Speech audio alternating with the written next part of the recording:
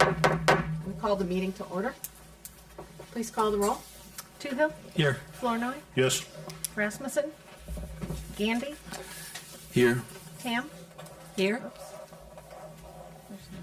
Okay, are there any changes, council, to the, oh, I forgot to swear them in first. Yeah, just go ahead. Okay. Go. I'll go do that, and then we'll ask for changes. Merry Christmas. Okay.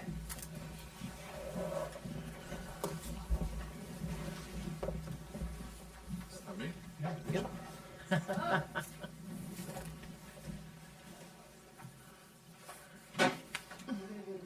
Here. So cameras ready? Mom and Dad? Okay. So raise your right hand and repeat after me. I, Matthew Rowe, I, Matthew Rowe, do solemnly swear do solemnly swear that I will support the Constitution of the United States that I will support the Constitution of the United States and the Constitution of the State of Iowa. Sorry, I should go there. and the Constitution of the State of Iowa, And that I will faithfully and impartially, and that I will faithfully and impartially, to the best of my ability, to the best of my ability, discharge all the duties of council member discharge all the duties of council member in the city of Fairfield in the city of Fairfield, as now or hereafter required by law.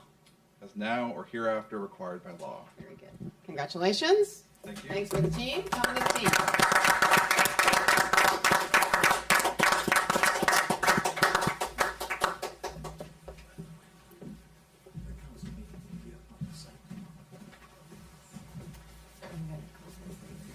Okay. Now she'll call. One more additional roll call. And Rowe. Here. Okay.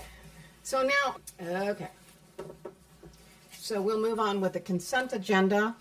Approval of the minutes of the November 13th, 2023 council meeting. Approval of the November 24th, 2023 payroll in the amount of $148,556.14. Approval of the ACH payment to the Department of Revenue for $17,472.42.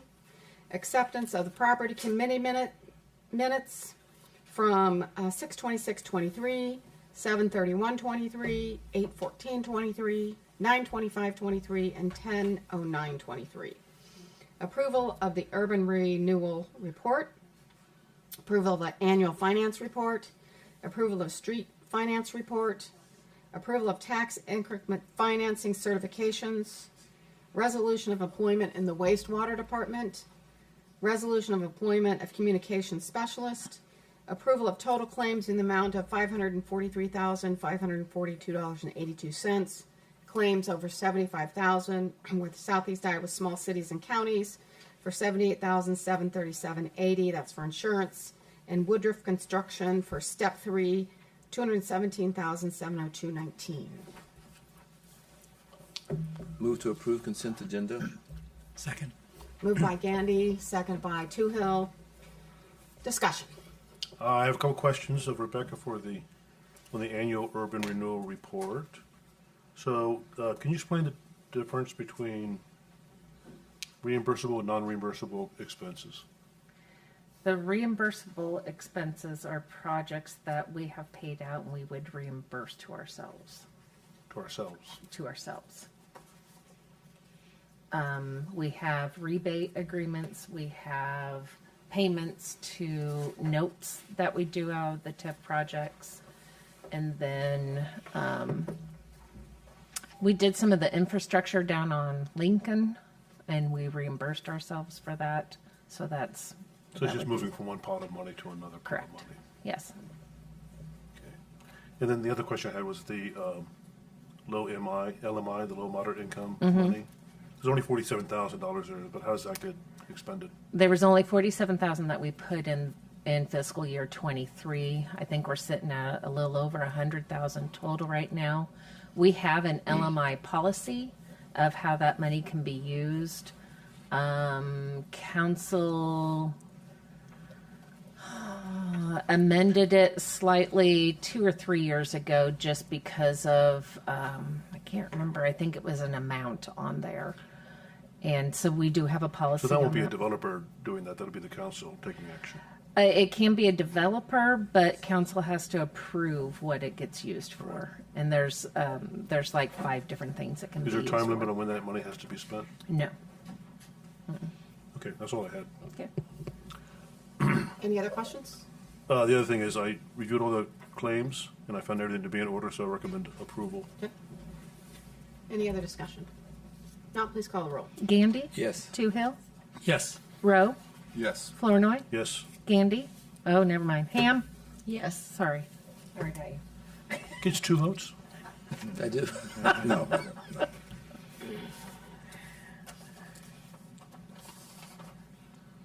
Okay, under public forum and appearances, we have Lindsay Bauer here from the Fairfield Arts and Convention Center to give the annual report. Hello, everyone. Thank you for allowing me to come and share this fantastic news with you, because it was a fantastic year, and it is a pleasure to share annual reports when they're like this, as will all of them in the future, I'm sure, be now. That is an excellent tie. Well done. You all received a copy of this, with the possible exception of Councilman Rowe, in your real life mailboxes, but you will also receive an email copy tomorrow. So some of this, if you looked at it, will be familiar to you. If not, you have you can look forward to it being familiar to you tomorrow when you see it in your email. We had a 55-45 earned to contributed revenue stream in fiscal year 2023.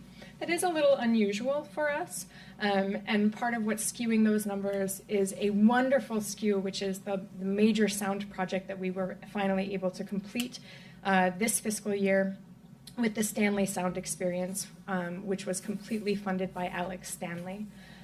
In future, you'll see more like a 60-40 earned to contributed, which is closer to where I would like it to be, and we're continuing to expand our revenue streams and make sure that we're sustainable and nimble for the future. This was a fantastic year in that sense. The second half of last fiscal year and the first half of this fiscal year so far, so this full calendar year 2023, we have increased ticket sales and attendance by 50% over pre-pandemic numbers. This is awesome, to use the scientific term. And we're just really, really blessed and lucky to be in this community where the community supports us so well, both in terms of donations, but also in attendance. We're doing something that is necessary here, and they're making that very clear with their support. We also closed out almost a full year with our new program, the Cinema Fairfield programming, which has been very exciting for us, to be able to offer low-cost entertainment almost every day of the year. Every time we don't have a live performance in our space, we now have a film. Almost every night we don't have a live performance, we now have a film. In fact, our theater was in use for 200 nights in the past calendar year, which is just wonderful for us that this building is very useful and it is serving the community in such a wide variety of ways. About 25,000 people came through our doors last year. That is individual visitors, not the same people coming back over and over because they love us so much. We only counted them once. So we are very much, I call us the jewel of the city. But I think that we are proving that in a lot of ways. We are bringing people to town, and we are serving the people who are here already. We have a lot that we're looking forward to in the future. This year, we've expanded our youth and educational series quite a bit.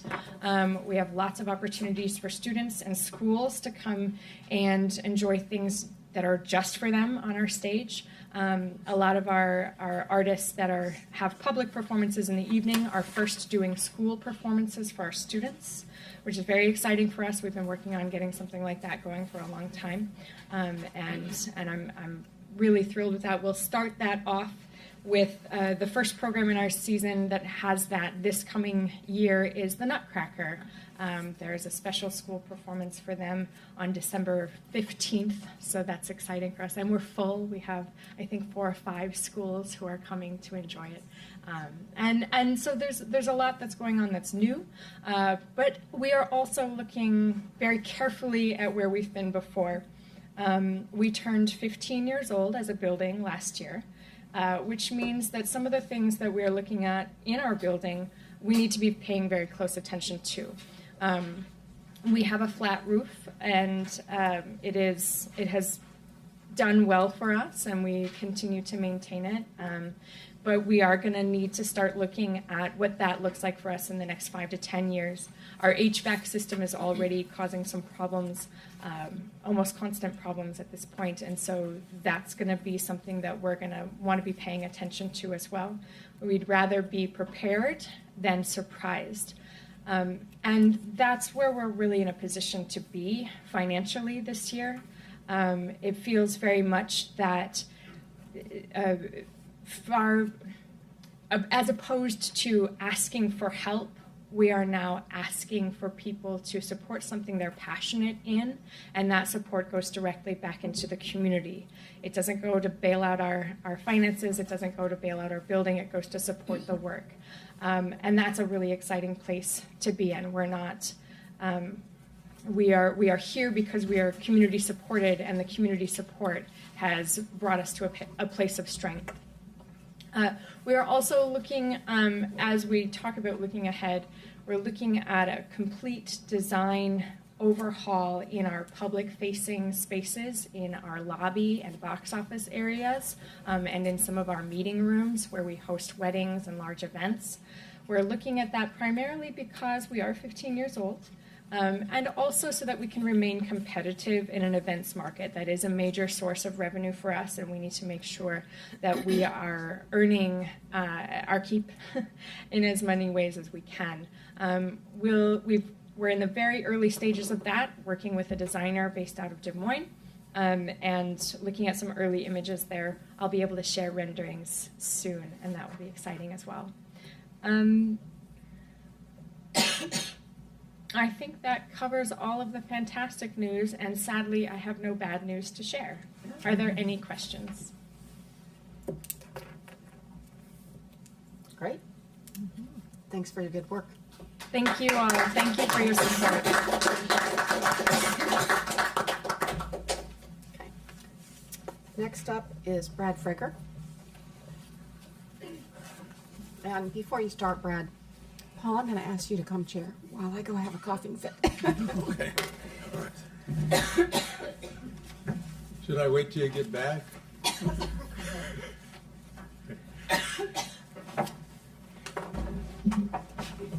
Go ahead, Brad. Mayor Gandy, Mayor Pro Tem, thank you. Mayor Connie, and council members, thank you for giving me this opportunity to speak to you.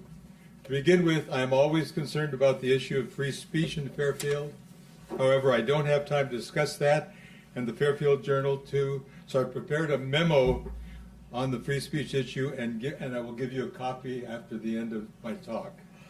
Some of you know that I have spent almost 2 years, 40 to 60 hours a week, creating what I believe to be the best online community newspaper in Iowa. This has been an effort of love and commitment to our community. I have not received a penny of financial reimbursement for my efforts. I'm not complaining. I knew what I was getting into when I made this commitment. I have been around the block one or two times. My initial goal was to create a publication formed by the people of Fairfield, a place where people could share what they believed, were committed to, without fear of retribution. A true commitment to free speech means everyone. However, very quickly I discovered that many in the community are not for free speech for everyone, and this included people on the right and the left. Somehow, many have begun to believe that any speech that opposes what they believe should not be allowed, that it is dangerous to the peace and harmony of the community. As a result, people are fearful of sharing what they believe. fearful that they will lose friends, a job, or clients. Some tell me that my goals are nefarious, or that I am imagining this fear that supposedly exists in others. Well, they are the lucky ones, surrounded by either friends that agree with them or associates that are afraid to be honest with them. In a way, this reminds me of the quote, "The only thing necessary for the triumph of evil is for good people to do nothing." For Fairfield, I'd change it to, "The only way for the truth to remain hidden is for good people to stay silent." Then a good friend of mine said to me, "It's so hard to know what's going on. You should create a feature in the journal that combines all the sources into one easy to use calendar. People would love that." I realized immediately that we were the perfect publication for an excellent event calendar, and that this would be an excellent service to the community. I quickly discovered the major effort that it takes to accomplish this goal. My major source of information are the Chamber, the Library, the Arts and Convention Center, the Museum, and Jefferson County Conservation, as well as continually searching the internet for events and meetings that don't make any of these calendars. I also try to keep up with what's going on in many Fairfield venues. For example, Paradiso, Depot House, the Lab, Cider House, Noble House, etc. The calendar still has a long way to go. For example, I'd like it to contain important community organization and public meetings. I'm committed to providing an event calendar that meets the needs of everyone.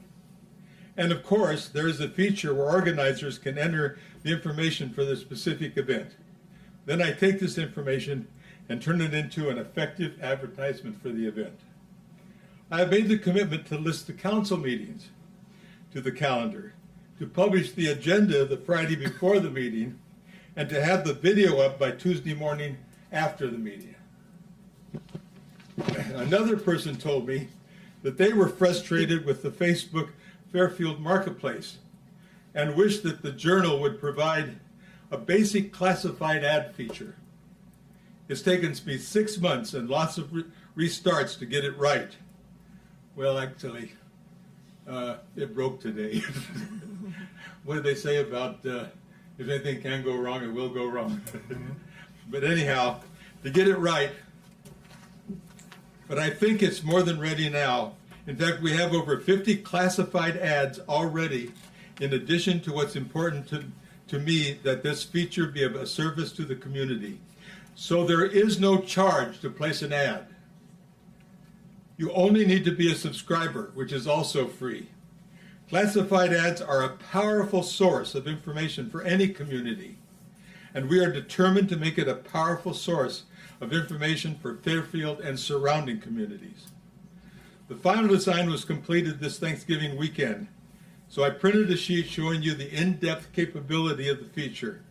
The potential is for it to be the go-to communication tool for business, personal, and public use, an excellent way to meet the needs of people within our community. So with the celebration of free speech as our calling, we now have the best event calendar in the area, a fantastic new classified ads section, and much more. For example, we now have a galleries feature with the artwork of Wendy Stiegel and Joe Bartruff to kick it off. We have a publication that is becoming a valuable resource for Fairfield and surrounding communities. So what do I want from you? I want your support. I want you to get behind what I'm trying so hard to accomplish. You've gotten behind many others who are striving to help Fairfield become all that it can be. I'd like to be included in that group. Your support would be extremely helpful. Please don't listen to those who, having no idea who I am or my commitment to our community, speak untruths about me and my efforts. Take advantage of what I have to offer. With your help, the Fairfield Journal can be a very powerful tool for communication, a tool you too will find very valuable. Oh yes, you should also encourage people to get involved in this effort as a volunteer to begin with, but ultimately as a paid member of the team. Right now, I badly need a social media director, a reporter, and an advertising sales manager. You know someone? Thank you for giving me this time. Thank you, Brad.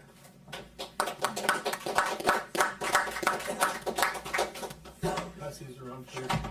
And then these are just a look at what's in the classified ads. Ready? This is what's in the classified ads. If I can't finish, I'm just Yep. Okay. Sorry about that. Thank you, I was listening out there. Okay. Resolution action items and ordinances.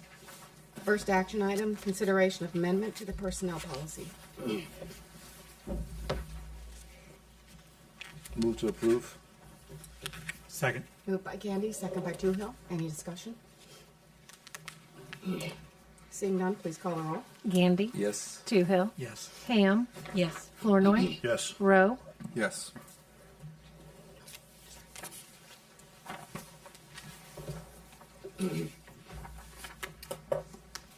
Resolution, consideration of naming financial depositories. Okay. Just real quick, council, we are increasing the amount to Midwest Bank Midwest One Bank, because of the, am I not talking loud enough? I No, feel my like I'm ears. yelling. Not hearing well enough. Okay. Because of the note we're going to issue later on in the council meeting, the 8.9 mil, we just need to up our amount that we were allowed to have. That's not the balance if, that's the amount that's allowed to be put in there. Correct. And we're going to be receiving 8.9 million, Correct. 8.99 million Yes. dollars Yep. if we approve that. Yes. No. That still be covered by with insurance and Correct. Yep. Move to approve. Moved by Gandy, Second. second by Toohill. Any discussion? Please call the roll. Gandy. Yes. Toohill. Yes. Rowe. Yes. Ham. Yes. Flournoy. yes. Next resolution, consideration of tax abatement application for 810 North 12th Street from Angela Denny. Estimated cost is $141,300. This is a Habitat home. I move we approve the tax abatement application for 810 North 12th Street. Moved by Flournoy, Second. second by Ham. Any discussion? Now please call the roll. Flournoy. Yes. Ham. Yes. Gandy. Yes. Rowe. Yes. Toohill. Yes. The next action item is to set a public hearing for Crow Creek plan specifications and form contract and engineer's estimate. If you remember, we had this last week, but because of the holiday and publications, they didn't jive, so we have to do it again. So we will be setting this for Monday, December 18th at 7 p.m. So, So moved. moved by Ham, Second. second by Flournoy. Any discussion? Seeing none, please call the roll. Ham. Yes. Flournoy. Yes. Toohill. Yes. Rowe. Yes. Gandy. Yes. The next is a public hearing on the matter of the annexation of Morrissey addition. So I'm going to open the public hearing. Does anybody want to speak about that? This is the FIDA development south of town. Yeah, go ahead.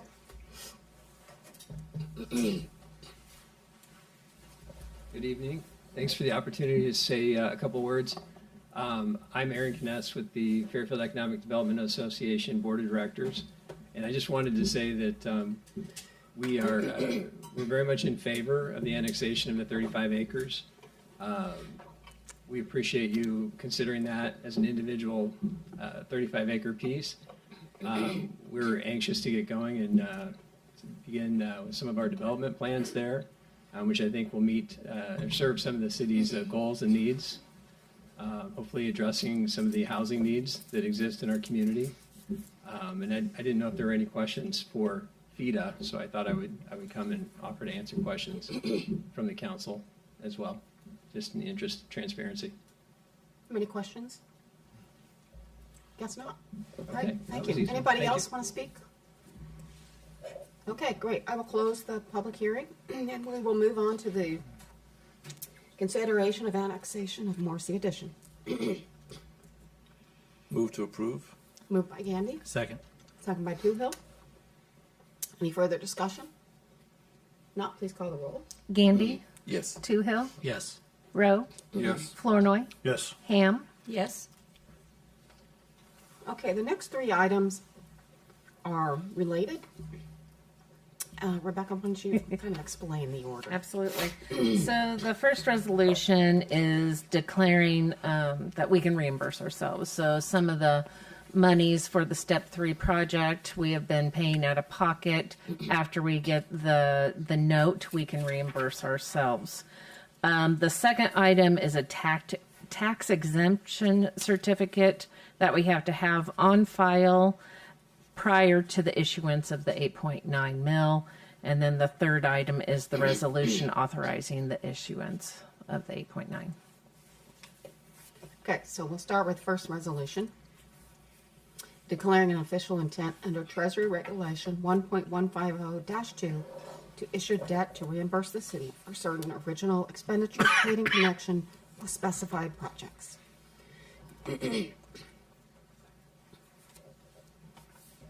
Move to approve. Thank you, Mr. Gandy. Is there a second? Second. Second by Flournoy. Any further discussion or questions? Not, please call the roll. Gandy, Yes. Flournoy, Yes. Rowe, Yes. Ham, Yes. Toohill, Yes. Next action item, to authorize the form of tax exemption certificate be placed on file and approved. So moved. Thank you. Second. Moved by Ham, second by Gandy. Any discussion? Please call the roll. Ham, Yes. Gandy, Yes. Toohill, Yes. Rowe, Yes. Flournoy, Yes. Great, thank you. And the last resolution is actually authorizing the issuance of $8,999,000 sewer revenue capital loan notes. Make a motion to authorize issuance of 8.999 million sewer revenue capital loan notes. Moved by Flournoy, Second. second by Toohill. Any discussion? Now please call the roll. Flournoy, Yes. Toohill, Yes. Gandy, Yes. Ham, Yes. Rowe, Yes. The next resolution is consideration to authorize the erection and maintenance of traffic signs for regulation of traffic approaching and entering certain streets in the city of Fairfield, Iowa. And this is out by the roundabout, which Melanie will explain. Jason's going to bring up a picture so that everyone knows what we're talking about. So this picture is looking north into Fairfield. I'm just going to point. Sorry, I'll take the microphone with me. Okay, so this is South Junction Road, this one that turns. And so this is our first action item, and then this is going to be our second action item. So the first action item is a resolution to place a stop sign at that intersection of South Junction Road and the extension of Libertyville Road.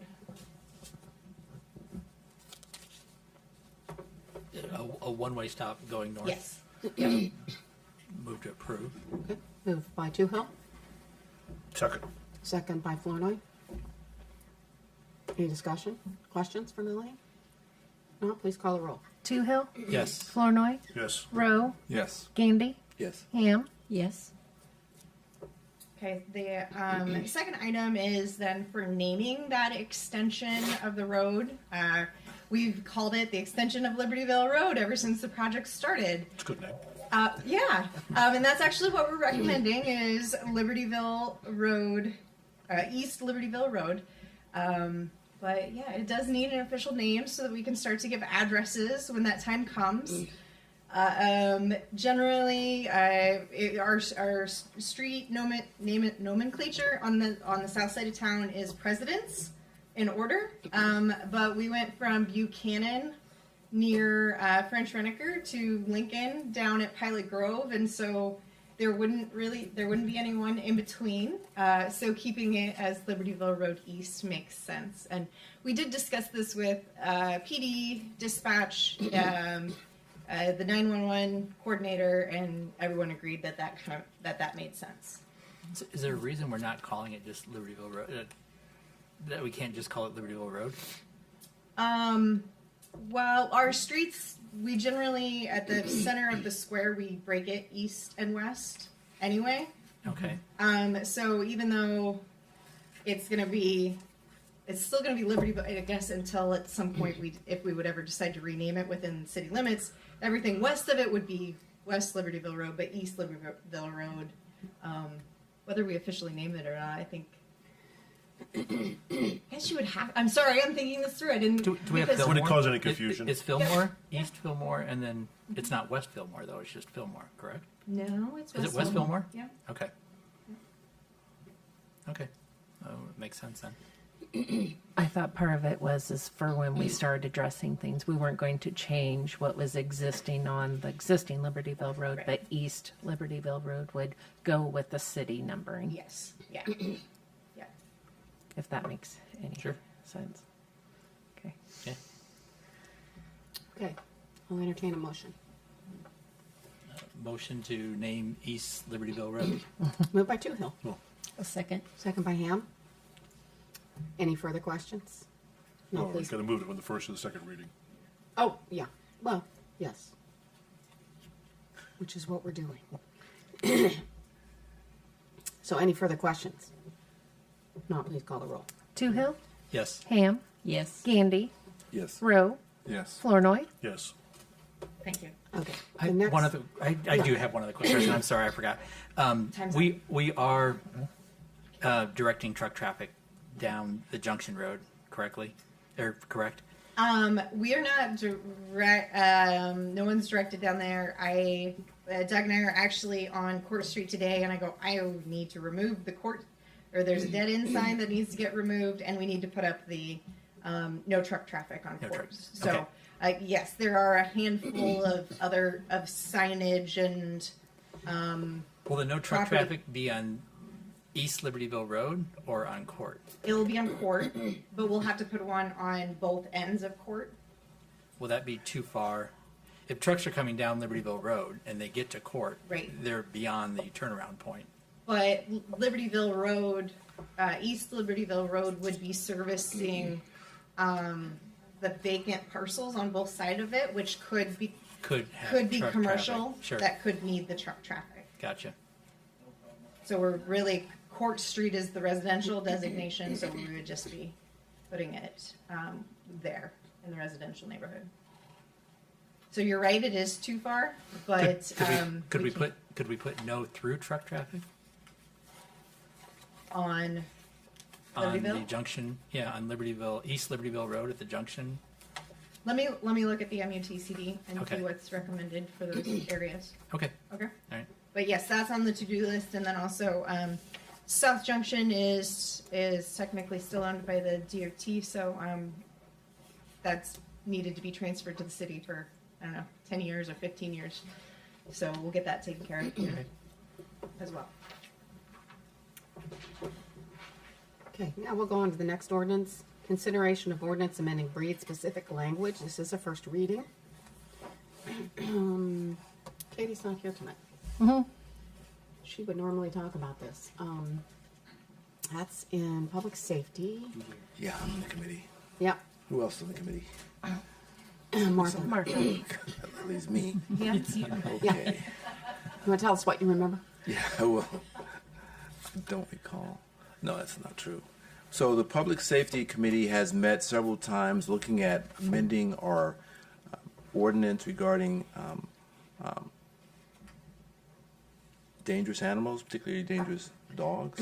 And by state law, you can't name a particular breed in your ordinance. So we are proposing amending our ordinance to be in compliance with state law, namely describing what a dangerous animal might be, a dangerous dog might be, rather than referring to any specific breed. So basically what our ordinance change is going to be, or we're proposing, is removing all the names of specific breeds. You can think of what breeds might be considered have been in the past considered particularly dangerous, well, those names are no longer going to be included in the ordinance. But the idea of there being protection of our citizens from dogs who are considered dangerous is still going to be there. We're just removing the names of particular animals, particular breeds of animals. So the Public Safety Committee has recommended to the council this proposed amendment change, and the council directed us to prepare an ordinance with the changes, and that's what we have here today. So we're going ahead with our first reading, which will be 3. So I make the motion to move the ordinance amending breed-specific language from the first to second reading. Great, thank you. Is there a second? Second. Second by Gandy. Any further questions, council? Now, please call the roll. Flournoy, Yes. Gandy, Yes. Ham, Yes. Rowe, Yes. Toohill. Yes. Okay, ordinance 1233, this is the second reading. Consideration of ordinance amending provision of building maintenance code concerning standards and due process procedures. So again, this is notification and procedures, how will we go through that?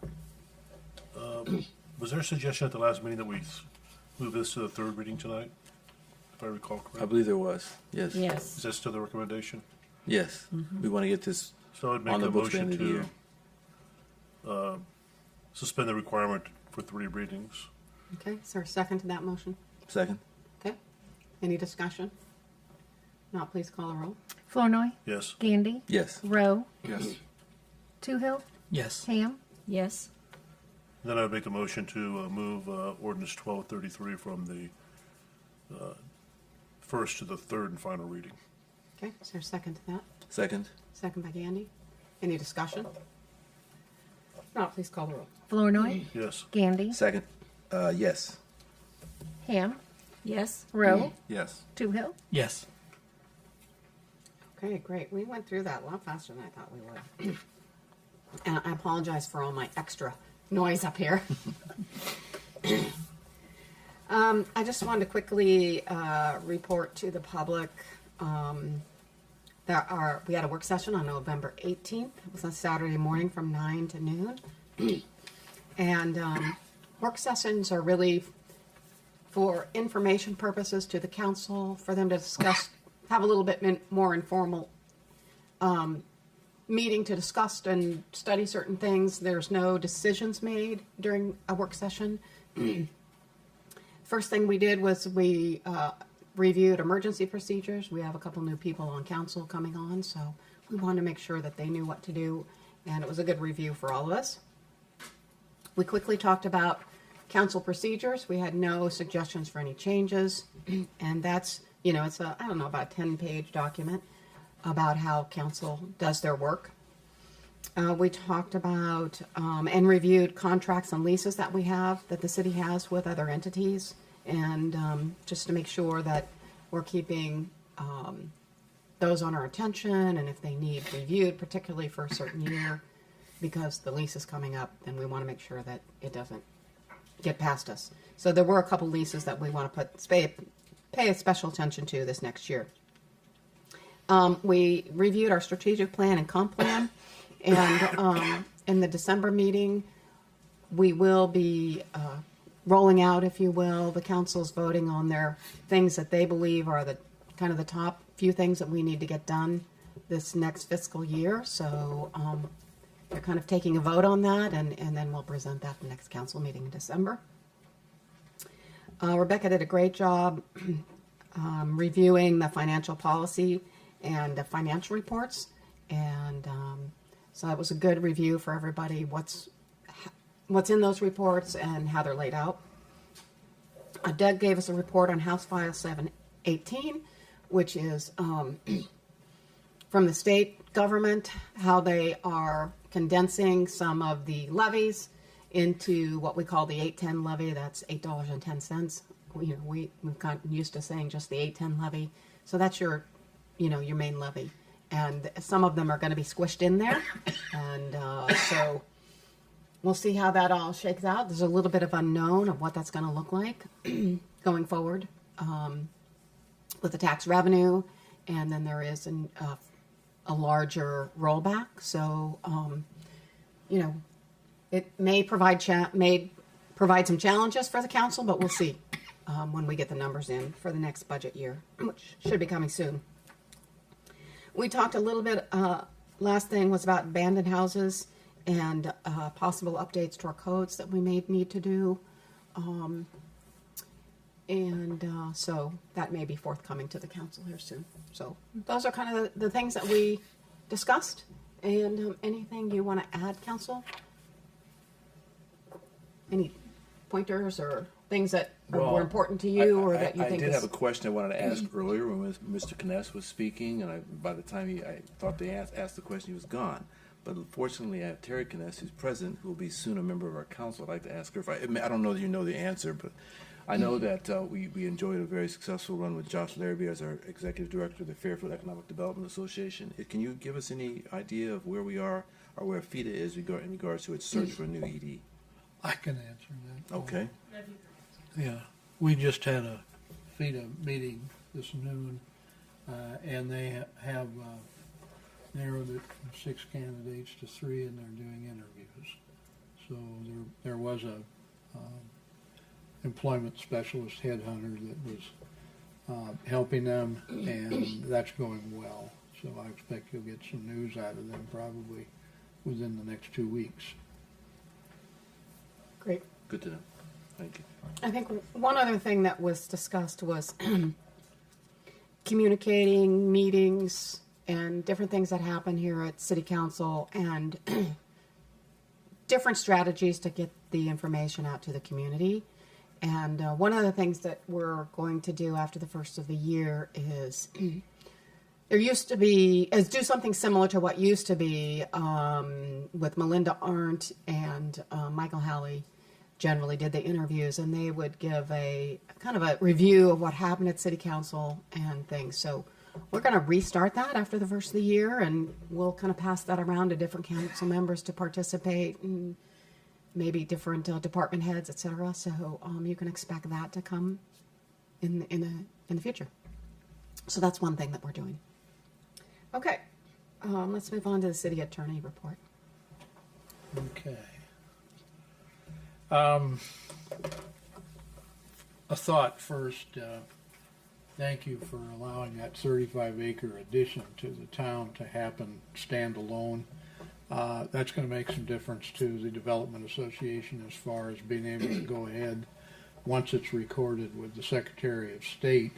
I expect early in the year you'll have that coming back to you, not as an addition with my name on it, but it'll come back to you in phases as Sunrise Trail subdivision, and they've already got plans that Planning and Zoning have looked over, and I expect that they'll be actively, once they have a new director in place, moving forward with developing at least the first phase of that. So the city's been kind enough to partner with FEDA on that as far as getting it off the ground, and I think you'll see some good things happening down there real soon. So having said that, we've got some other annexation that we'll be working on coming into the new year. Libertyville Road, as far as the sewer project down there, water and sewer along that road having been sort of in suspense for the last decade. I'm anticipating we will probably do a voluntary annexation, again filing it with the City Development Board as a voluntary process for about 24 sites along that road. We've got over 80% of 24 signed on consent agreements to be annexed. We also have another project which will not be a voluntary annexation in my opinion, and that will be involuntary, which the City Development Board asked questions about, sort of along the lines of when are you going to get around to dealing with your islands there in town. And we have a few places that checkerboard certain locations that are mostly annexed, but that do need to be brought in. there isn't any reason we can't have at least a few non-consenting sites brought in under involuntary procedures, as well as these islands that have been out there and have been subject to comment by the City Development Board over the last few years. So there's 2 or 3 of them on South Main Street that need to be part of the city. They are surrounded by city annexed properties, and there's no reason for them to remain islands. It's not a problem of providing them service anymore. Maybe 30 years ago with one of the sites, it would have been pretty expensive to run city services to them. Right now, there's city services crisscrossing them practically. Do those islands already receive city services? All of them? Yes. Well, no, I'll take that back. There's a couple places that have septics and aren't city sewered, but there are some of them that, yes, they do have it too. So it's a mixed bag, but I think we can involve them all in one involuntary process, which will probably take into account 6 to 12 parcels that need to be part of town, and that will pretty much give us a town map that has no circled spots that appear to be county in the middle of the city. And we've had this a couple times in the past, and out behind Hy-Vee, when we had a Board of Health issue as far as water and sewer and central services out there, the state questioned how come it was a sort of a horseshoe area that was not included in the city, and everybody out there was given an opportunity to annex. Central services were put in out there, and most of it's annexed, but there's still a few spots down by the county park that could be. And I'm not sure what the sentiment is out there, but it hasn't been something that we've had any commentary from the City Development Board that I'm aware of in recent years. But it's probably a subject for a conversation with the Council and the Utilities Committee sometime this spring also. So those are annexation situations that I will have more to tell you about, assuming that the Council wants to do that. Now that we're in a situation where we're done with the water and sewer along Libertyville Road, essentially. Another thing, December 6th, the city has a lawsuit where somebody tripped on a sidewalk over in the western part of our business district. There's a substantial lawsuit in district court coming up in the early part of 2024. On December 6th, there's going to be a mediation. ICAP is providing the personal injury defense in that, and an attorney that's worked with our town at times in the past on personal injury named David Schrock. I think David's also defended the police department a few times. Dave does a very thorough job, and he's been keeping track. The attorney on the other side recently, I believe, treated Melanie to, about a 10-hour deposition, Melanie? 2 5-hour, okay, well, I call that a 10-hour deposition, Melanie. But anyway, the discovery part of this has, I think, wore the plaintiff's attorney down a little bit also, and he's agreed to go to mediation first to see if we can't get it settled. So we'll have more for you before your December meeting on that. Hopefully it may be settled in that mediation, which ICAP has the ability to get one of these settled without having to come back to you. I think our exposure in this is minimal. We have a very limited part as far as our city minimum, I believe, is like $5,000 of the liability, if we agree, would be ours out of the claim. So that's coming on, and I will report at the next meeting on that. Other than that,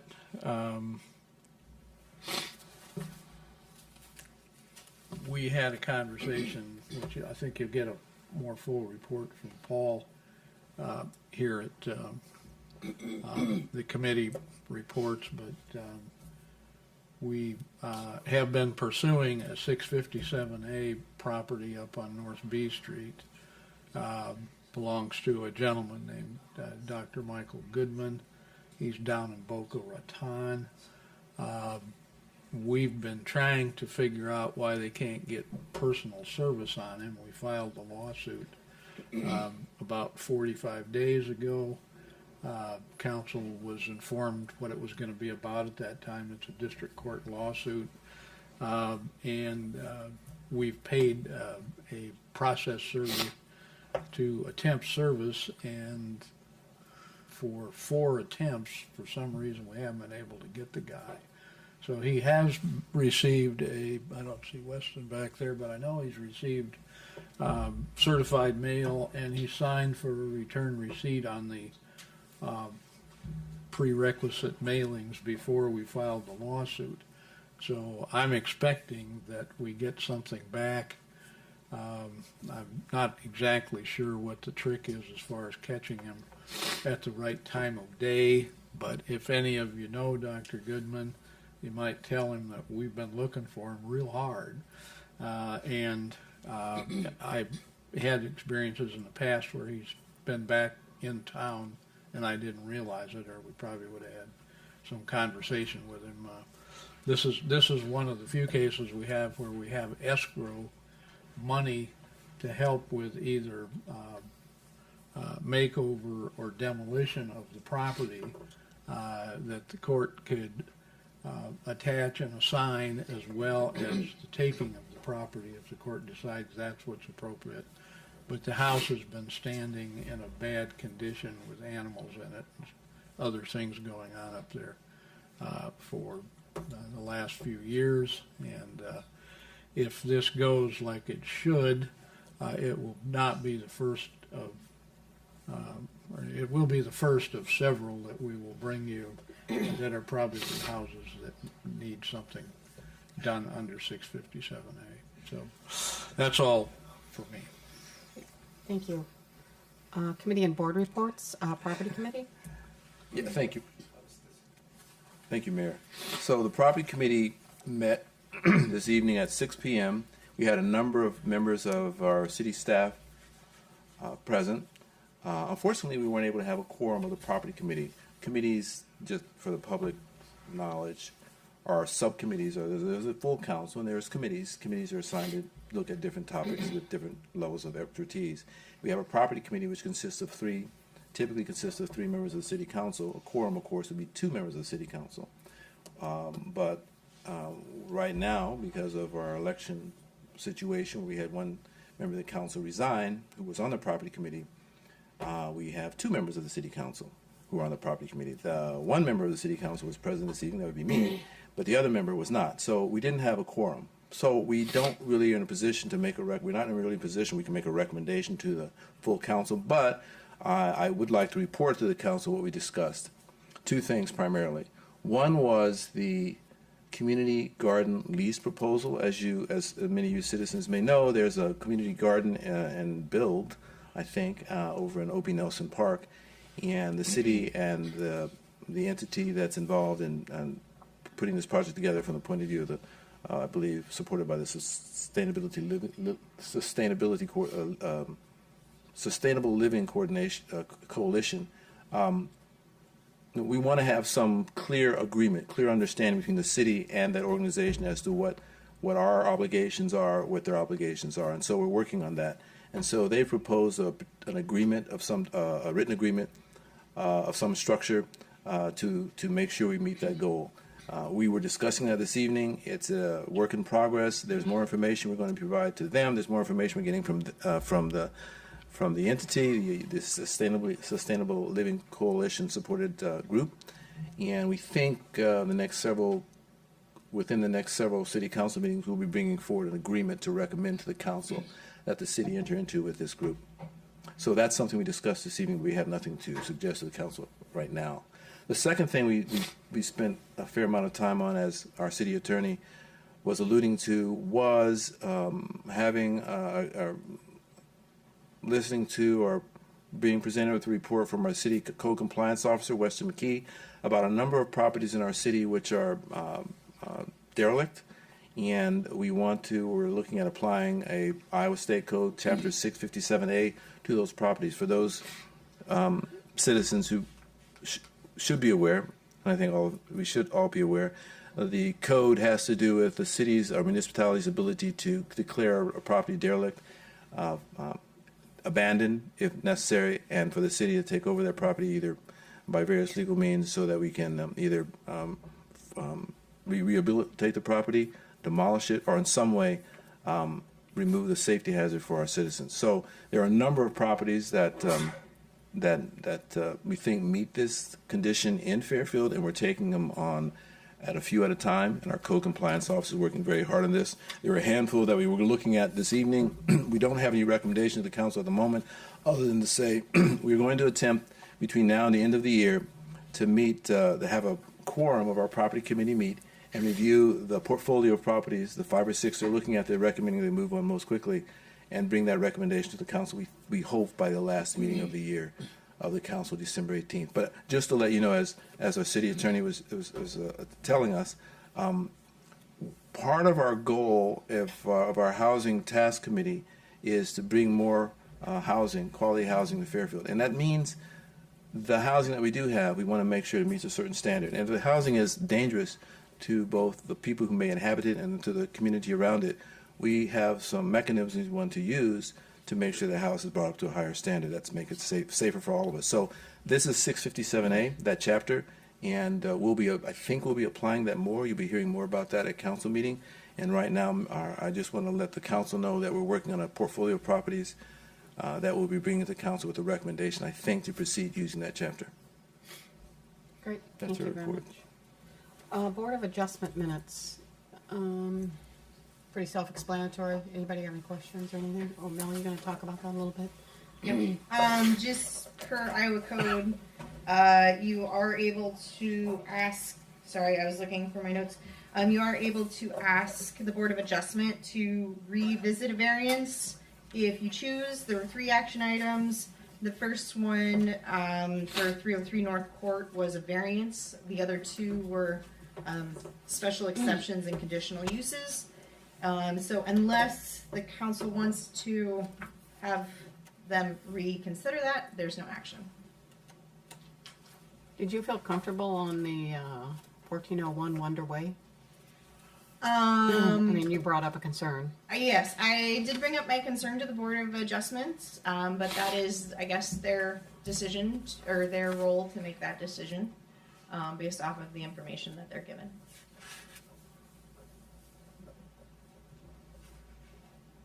That mean you're not happy with their decision?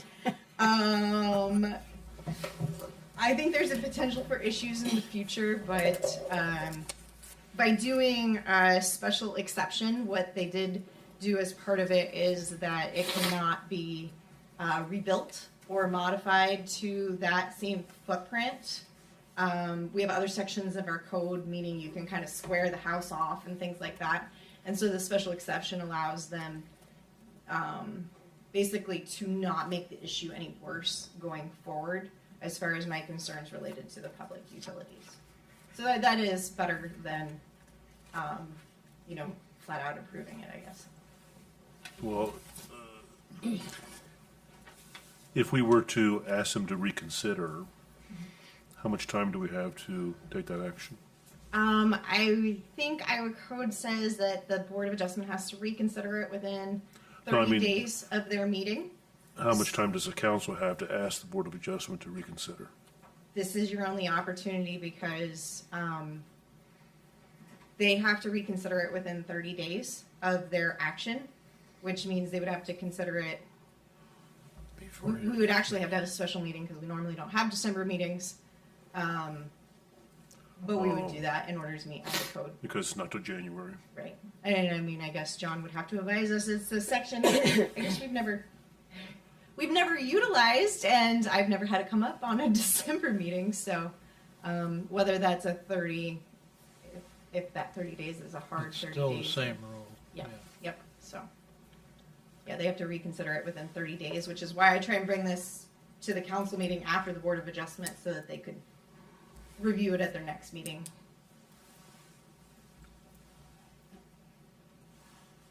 Okay. Any reconsiderations? Would you want us to reconsider it? Or ask them to reconsider? What's the best option for the city? So on the one that I had concerns with, is because they issued a special exception, there's nothing for you to ask them to reconsider. The Iowa code only allows for the variance, because a variance sets a precedence. Whereas special exceptions only apply to this property, and even though it's not the best situation for the public utilities, again, they weighed all of the information that I gave them. Okay. Up next, project update, I think. Unless there was any other committee or board reports. I don't think so. I don't think so. Okay. Huh? Back to your comment about the work session and getting information out to the public. One of the things that I would ask the council for is if you have a social media page that you, like a public social media page that you interact with constituents on. I know Mayor Boyer has a Mayor Connie Boyer Facebook page. If you do have anything like that you want to use in the upcoming year or years, let me know. I will be doing a City of Fairfield Facebook post outlining all of the official city Facebook pages as far as like where to get actual information about Park and Rec and things like that, and helping people identify city sources versus other sources maybe that are intended to be helpful but maybe don't have firsthand information. So I'm going to be just trying to start the year off with getting those resources out to the public, and then we'll continue on the rest of the goals that we discussed as far as getting information out to people. So anyway, if, like I said, in the next month, if you decide that you have or want to have a public social media page, let me know and I will get it on there. As far as project update, Crow Creek Bridge, that project is going to go out to bids, and I will probably touch on this again when we have the public hearing, because there's been so many questions about Highway 1. I wanted to explain a little bit about working days with DOT contracts. So a lot of our projects that we do in the city, we have a completion date, and we say you can start any time, but you have to have it done by such and such date. With the DOT, they give them a late start date and then a number of working days to work after that. And working days are not counted on the weekends, holidays, and then when there's something that's outside of the contractor's control that's stopping them. Maybe that's weather, or in the Highway 1's case, utility delays. And so with a DOT contract, we count each day as they're progressing. But it's a little harder to say that this is the absolute end date because we don't know what the weather is going to be like moving forward. On Crow Creek Bridge, we are setting a late start date of April 15th with 105 working days. If you assume 4 working days per week, that would be having the project complete by the end of September. So that's how we came up with those numbers. What we would be looking at is basically that road being shut down all of summer, but the goal was to get it done in order for harvest to come in the fall, which may mean some disruption more earlier in the season than what we were expecting, but to get that as close to completed as possible in order to help with the truck traffic. That was the goal on the Crow Creek Bridge. And then again, those bids are coming in the middle of December, so we'll see how those turn out. On Highway 1, the last section of Main Line has been paved. There is just a small section of temporary pavement between where they finished and Fillmore. This is because of how the paving machine works, that they're not able to go all the way up to the existing pavement. But they'll be getting that in later this week. We are still looking at the December 8th opening. I don't know if that means morning or afternoon, but we'll keep the public up to date as we move along. Again, as there has been information out, there is additional work that's going to happen in the spring. What is left at this point is the storm sewer at Fillmore, and then because we're putting in a left turn lane at Fillmore, there is a little bit of widening that needs to be done north of Fillmore. So although there is work next spring, it's not nearly the extent of what we had this year. And to go back to the working days discussion, just for reference, again, I know there's been a lot of complaints about how long things have been taking, but as of 11/18/23, the contractor was at 116 working days out of 165, so they're at 70% completion. So they're not behind schedule, and I've gotten very frustrated at some points because, you know, I have been saying that this was going to take all year. Unfortunately, we had some delays at the beginning of the project that maybe slowed them down, but they have worked very diligently despite those delays, and so they are doing, as far as any liquidated damages or anything that the council needs to consider, there's nothing at this point because they are still within their contract bounds. And then lastly, two annual things that are going on in the planning and zoning department is at the beginning of every year we send out letters to contractors.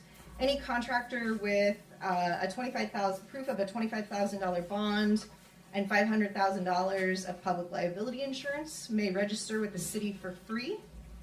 This registration then gets placed on a list, and when citizens call wanting to know, you know, who does sidewalk or who can I have fix my sanitary sewer, that is the only list we give out. We do not give out any other recommendations to people. So if you want to be on those lists, talk with the planning and zoning department to fill out that form.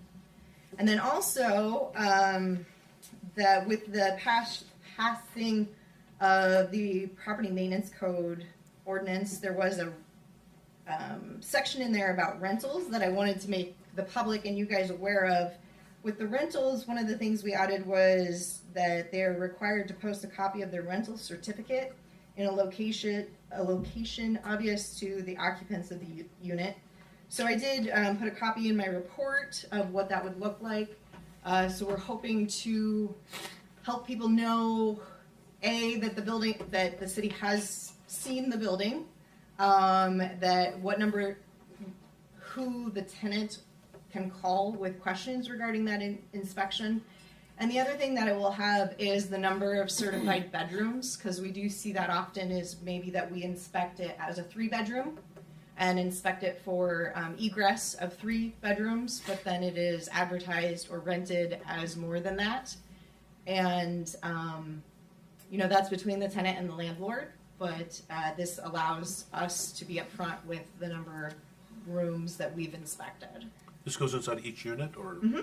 Yep. So, and that's, I guess, what I'm letting you guys know. And it's going to take a little bit of time to make sure that we get this out to all of the rentals. We do an update with all of the landlords, or we try to get all the landlords to update their rentals at the beginning of every year. So we're going to be notifying them of this. We're going to be printing them copies. The first one is on us, and then after that, then we'll have to see how many times we have to replace it, and then we'll discuss something. But we'll be a heavier card stock in a bright color. Could we, or should we regulate where it should be placed? No, and the only reason I'm thinking of my days of renting, and I had one apartment where that kind of information was posted on like the mechanical room door, because the HVAC was in the apartment, but I had another one that did not have a bath. It was more of a dorm, a loft type thing, and that information was posted on the door. So I think that as long as it's a central place, that's the main point. And we'll see if they need something more specific after that. Okay, any questions on the project update? I have 2 change orders then to discuss. Go ahead. Okay, so these are 2 change orders for Highway 1. I apologize for not getting them on as action items. If you want me to hold them till your December meeting, that's understandable. But otherwise, these are just slightly above Doug's authority of approving change orders. And they consist of several miscellaneous items that have been grouped together. So if each individual change is within Doug's authority. So a change order 3 is for $22,326.79. It includes some additional storm sewer near Southgate to catch a low area that was found after the clearing. Televising of drainage lines to confirm whether they were active, additional detour signs for the well, and then additional earthwork when utilities were not compacted properly. Most of this change order was increases to unit priced items. And I'll say in non-DOT projects, we typically don't bring these change orders to you. We increase them as we go, but I do, because it is DOT, I need your approval of those. Again, whether you want to do it now or move it to another meeting. Might as well do it now. So I'll make the motion to approve change order number 3 in the amount of $22,326.79. Is there a second? Second. Okay, second by Gandy. Any discussion? Questions? Seeing none, please call the roll. Flournoy, Yes. Gandy, Yes. Ham, Yes. Rowe, Yes. Toohill. Yes. Okay, and then change order number 4 is for a different amount, but very close to the last one. $22,129.38. And this is for the modification of 12 storm sewer intakes, particularly near the intersection with Buchanan.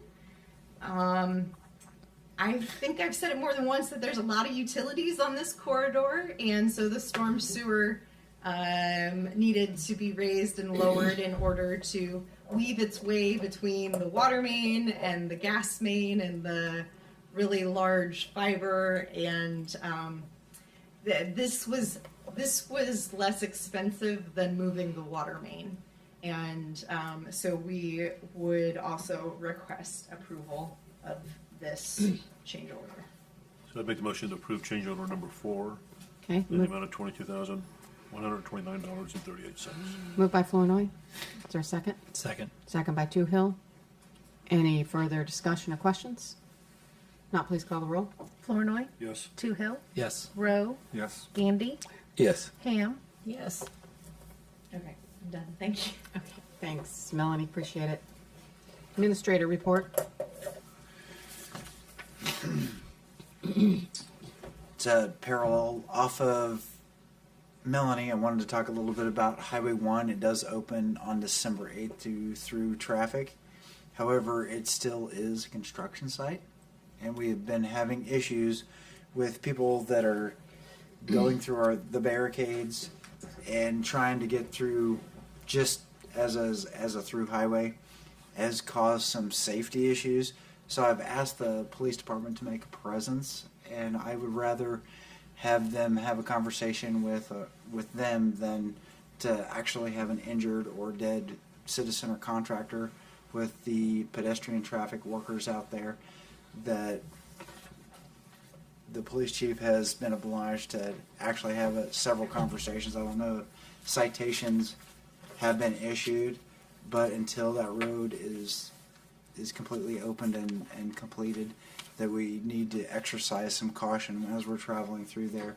We've had a lot of near misses with concrete trucks and individual construction workers, so it's really important that this project will be done in the spring, but we're going to be shutting down for the winter time so that they can plow and they'll be able to use it.